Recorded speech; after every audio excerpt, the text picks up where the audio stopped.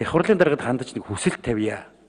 Энэ засгийн газраас их хурлд ирүүлж байгаа бичиг мэдээ материал хууль одоо бүр алиагаа аллаа. Одоо өнөөдөр одон туяа энэ гишүүд энэ хуулийн дээр нь ажиллаад чи өргөчих гэж засгийн газарт өргүүлээд тэгээд буцаагаад хилцэх болсон чинь одоо одон туяач хариулаад санаачлагч юм шиг үг үүч юм шиг тэнд Азийн хөгжлийн банкны алтан туяач хариулаад ингэж асуудалд хандаж болохгүй шүү дээ. Энэ амар чухал хууль учраас хойшлуулмааргүй байна л да.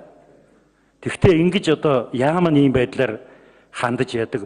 Би одоо түрүү гадаад арга хэмжээтэй байж байгаа хурлын дарга юун дээр ерөнхий сайдын асуулгын цаг дээр ирж чадсангууд одоо манай гадаад яам хүртэл тийм болчихжээ. Тэр АСЕМ-ийн тухай танилцуулган дээр нь АСЕМ-ийн ач холбогдол бол хувилын хаанаас хойш анх удаага дэлхийн удирдагчид Монголын нутаг дээр цуглаж байгаа тохиолдол юм гинүү. Энд ч одоо хувилын хаан шандууд байдаг байсан шүү дээ. Тэр юуг нь хаан ширээн дүргэмжилсэн хуралдаан кайфинд болсон шүү дээ. Яах гэж урагшаага нийслэлээ нүүлэх гэдэг юм.